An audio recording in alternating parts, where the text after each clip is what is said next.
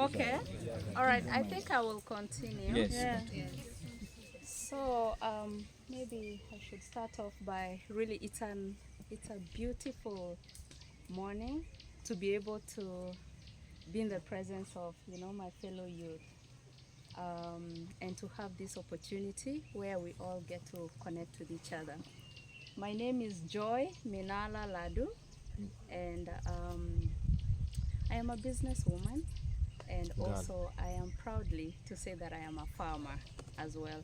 I wear different hats, but those are the two that I like to go with. I run a business, an agribusiness called Ubuntu Company Limited. It is a women-led business that specializes in agriculture. So we do a variety of things, including food production. My brother here was talking about the power of food security in our country. I think we do have the potential to be able to feed ourselves as South Sudanese. Is that true or not? Yes. We do have the resources, starting from human resources, you and myself, and then we have land, we have a lot of resources. So there's that possibility of being able to feed ourselves. So we do production of fruits and vegetables right here in Juba. We also do processing of flour, maize and sorghum, and also shea butter processing. So yesterday I was catching up with my brother here, Francis, in the afternoon, and he just all of a sudden told me, okay, I'm dragging you to Terekeka tomorrow. I was like, what am I going to do there? And he said that there are some youth. I think it would be good for you to meet with them and share your story. So I was like, okay, that would be very great.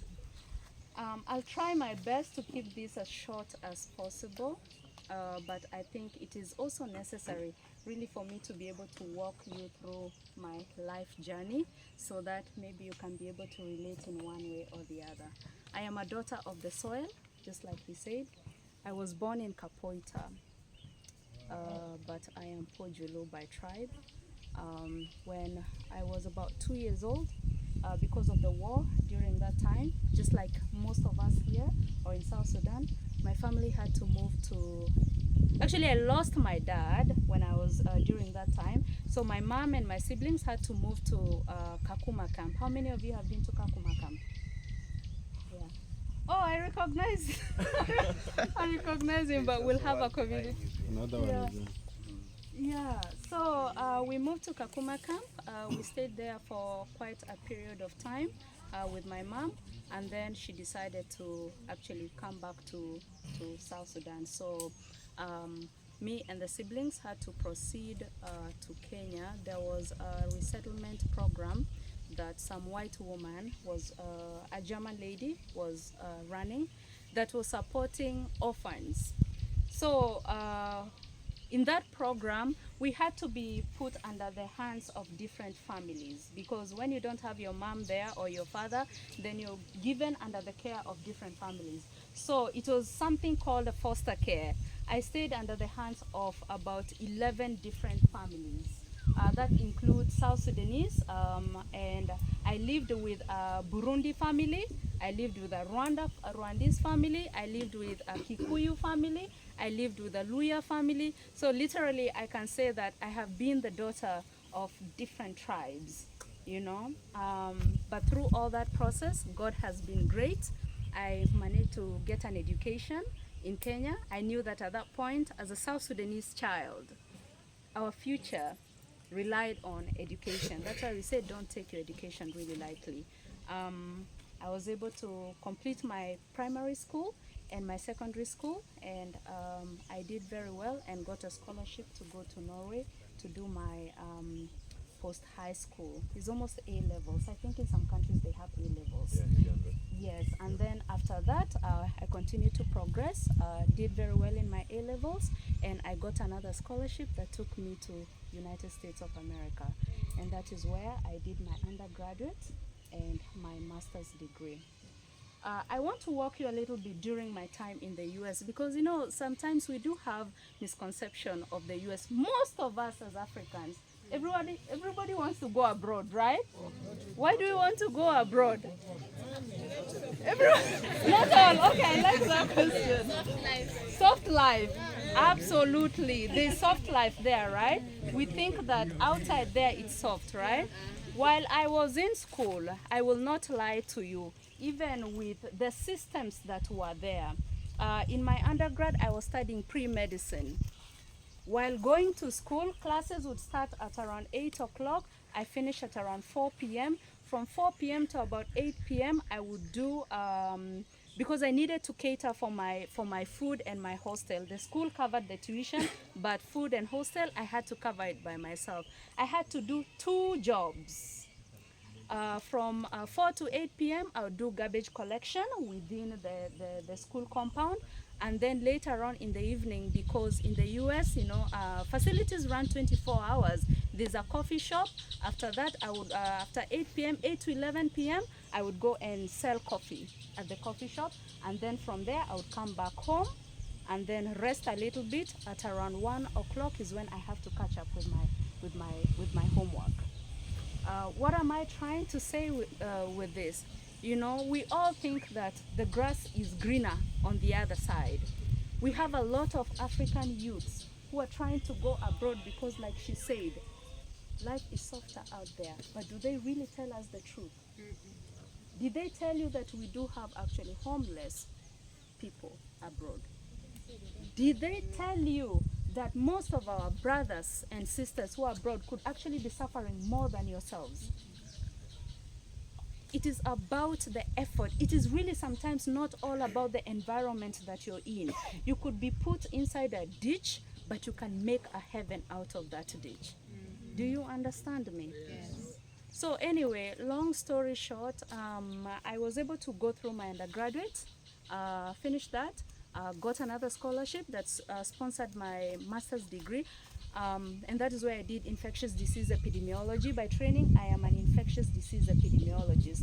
During Corona, we were the ones running up and down, taking data, statistics, and all of that to be able to advise the governments of the world, and then also the health organizations on what trajectory the epidemic or the pandemic was taking. So when I was done with my master's degree, I have always had a calling for agriculture at heart. That's why I told you guys I am very proudly to say that I am a farmer.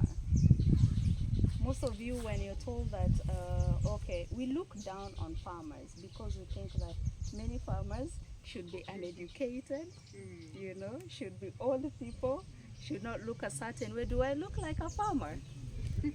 Never define yourself by titles. It is your passion, it is your idea that defines you. Never define yourself by the circumstance that you're in right now. Define yourself by what you see yourself into the future. So, yeah, that deserves applause. 2019, I finished my my master's degree. And now I thought I had the opportunity to go and get a very good job in the US. I was working with Department of Health in Minnesota, a state called Minnesota. I was transferred to another state called Massachusetts, Boston. I think most of you guys have heard of Boston. It's in Massachusetts. I was supposed to go and work there. But I had a deeper calling, like I needed to go back home. The only way that I could actually make a life for myself and impact my community was by me going back home. But by going back home, what was I going to start? I knew that I didn't want to do medical stuff.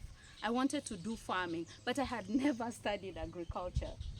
And then I had also in one way or the other lost touch with my family here in South Sudan. I had a connection with a few of them, but I had sort of to some extent lost touch because of the ups and downs. So 2019 I decided I do not care what is going to happen. I have made up a decision. What I am going to do is I have done my research. I was doing a little bit of research on agriculture in South Sudan, food security and all of that. But you see, during that time, there was no enough information about South Sudan. You Google South Sudan, the only things that you see is military people, you see ammunition, you see people dying. Is that truly us? There were communities that were thriving. You know, so it was really discouraging to not know where I would get started from. But I decided that I am going to come back home regardless. I came back to Juba. I connected with one of my relatives, came back to Juba, but I didn't know how I am going to navigate or even start the business. I've never done farming, but I knew I wanted to do poultry and I wanted to do vegetable farming because there was no proper food coming into the country, or even if it is coming, it is very negligible. And then with food, they say whoever feeds you controls you, because you don't know what is put in your food.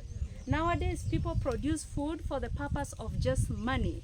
Chemicals are being pumped on food. I was telling my brother yesterday, it reaches a point whereby sometimes people pump things like HIV medication or even antibiotics in poultry. So you do not know what is put in your food. And that's one of the things that really made me want to do farming here when I come to South Sudan. So I came, of course, when you come from abroad, everybody thinks that you're carrying a bank. Is that true or not? Everybody who's coming from abroad has money. Is that true or not? But the truth of the matter is, most of the times it is not true. So staying with my family for about 2-3 months, I was broke, because everybody was bringing their family problems. I don't know this, sister, but I had just come out of school. I didn't have much savings, you know, so I ended up being broke. But I still needed to do my business. I didn't know where to start. I needed land, I needed some capital, and I needed connection, which at that time the people who were around me were not able to provide. So what I did is that, like Francis was saying, I sat down, put together my ideas. It was not even concrete ideas. I just put together some ideas for farming. I wanted to do poultry and then also vegetable farming. But where am I going to get the land? I didn't know. A colleague of mine took me to Ministry of Foreign Affairs. Yeah, Foreign Affairs, Cabinet Affairs, Affairs, sorry. Ministry of Cabinet Affairs.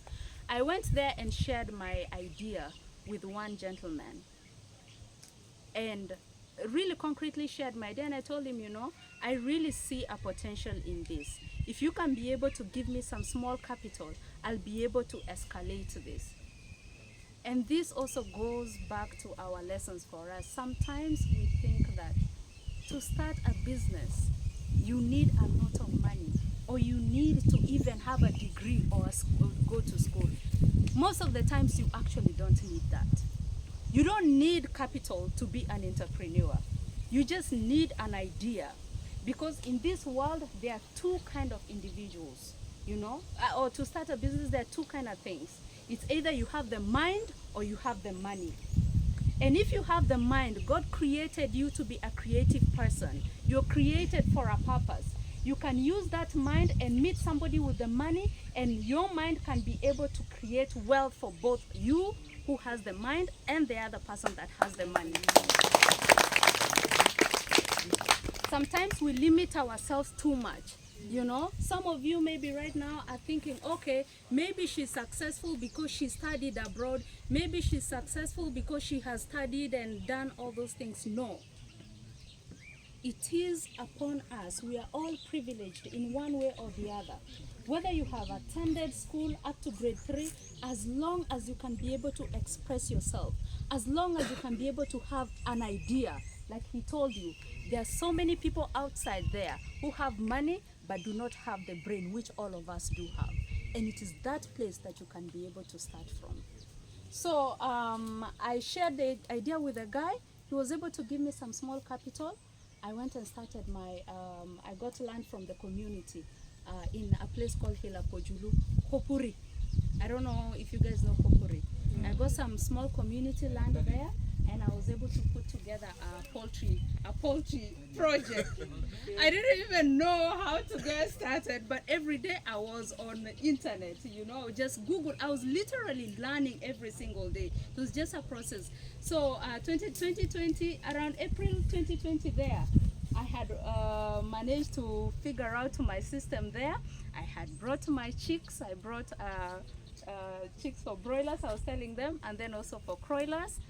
Good thing also happened that during that time, it was COVID-19 time. The border were closed. Food was not coming from Uganda, or even if it was coming, the trucks were spending about 10 to 14 days in Nimule. They were not being released. So that was an opportunity for me, I was able to sell my stock within less than a week, and it bumped me up.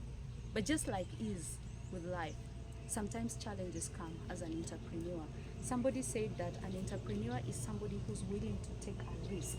Sometimes you fall.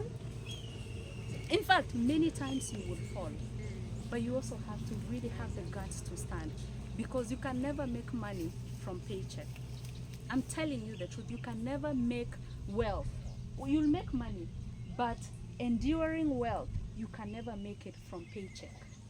You have to be able to build something that can be able to also provide employment to other people. Isn't it in the Bible that says God blesses a hand that gives? By the ones that keep on receiving. As an entrepreneur, you actually you will be able to employ a lot of people.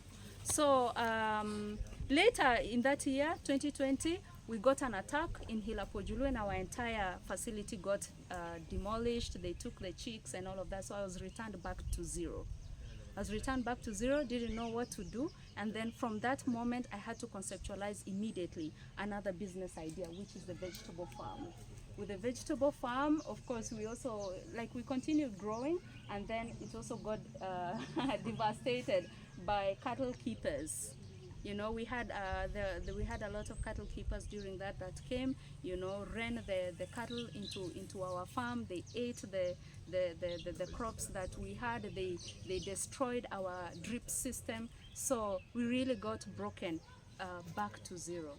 But in all this, I have always been moving my life or living my life with an idea that God, in my heart, I do have the willingness. I will give my best, but beyond where I can be able to give, may you take the lead. Sometimes we forget that, our lives is beyond our control. Give your best in whatever circumstance. You cannot only just be sitting there and expecting things to happen for you. This idea whereby in Africa, we want to just sit under the trees, take our jabana, and think that we are going to grow. And yet we want to go abroad. Do we know that these countries abroad, for instance, China, they work 24/7. Their work ethic is insane.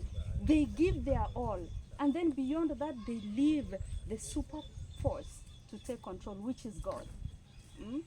I want to challenge all of us on one thing. Learn to do the hard things of life that many people are not willing to do.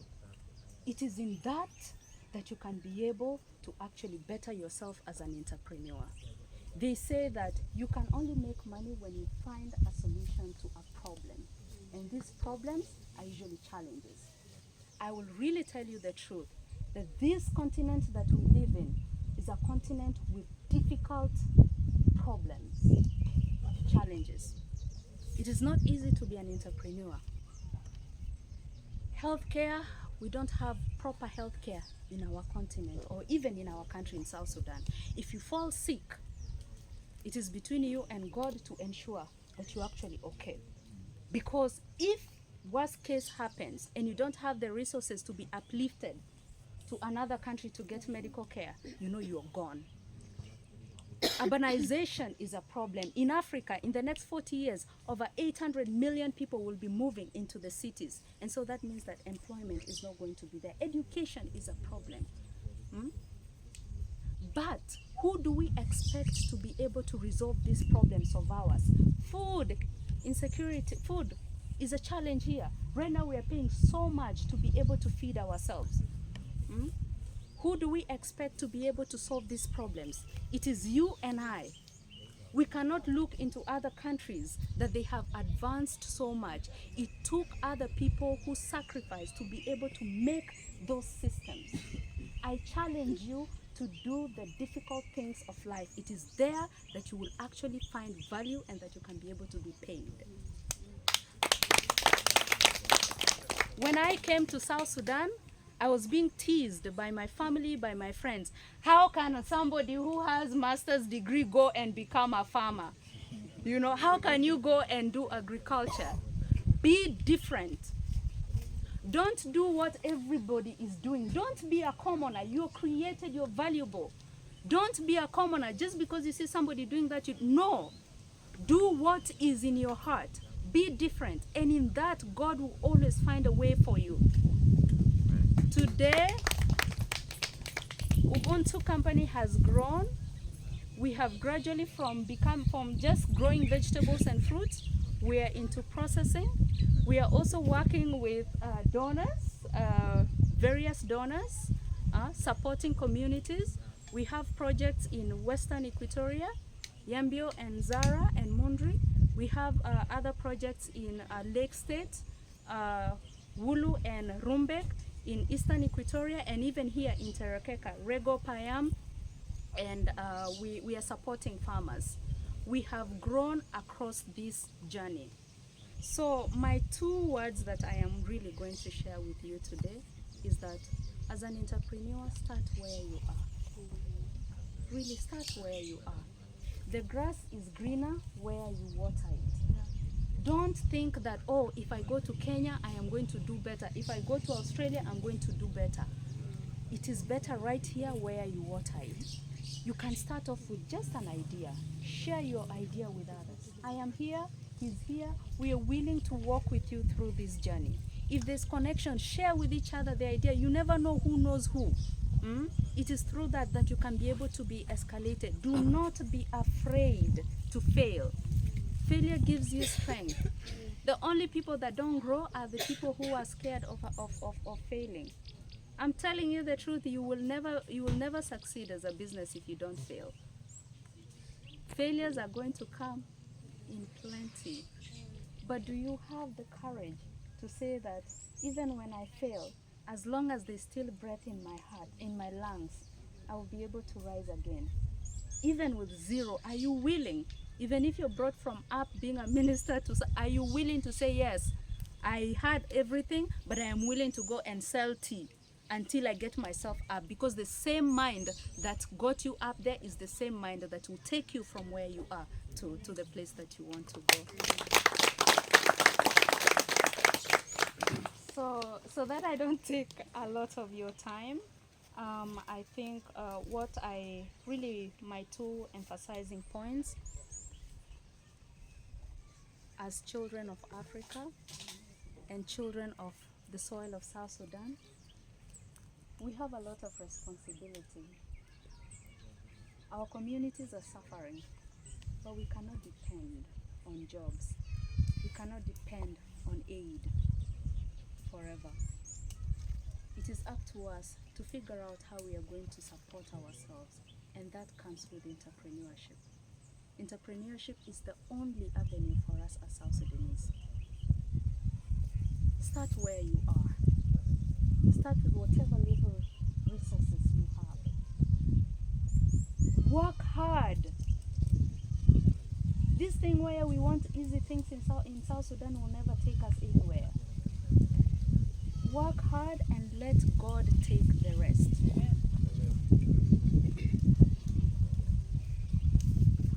And finally, you can just start with your idea.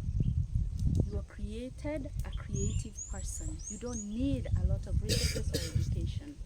Start with your idea, share it, and then the rest will take shape.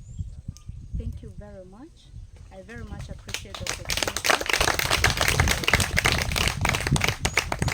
I know that maybe the story might have not been very clear, but he mentioned about digitization. I do have a YouTube channel. It hasn't been very active lately, but it is called Tales of Junubia. If you have time, go to YouTube and check me out. It is called Tales of Junubia. I'll be able to share it later on. In that YouTube channel, I share my journey living abroad, you know, the challenges that I experienced and the good things that I had also, the opportunities that I had abroad, and also my journey as an entrepreneur here in South Sudan, and also showcasing the beauty of South Sudan abroad there, because people think that, oh, we're living on top of trees, oh, South Sudan is all, no. We actually do have communities, people are living a thriving life, you know, so I try to also share that part of our experience. So again,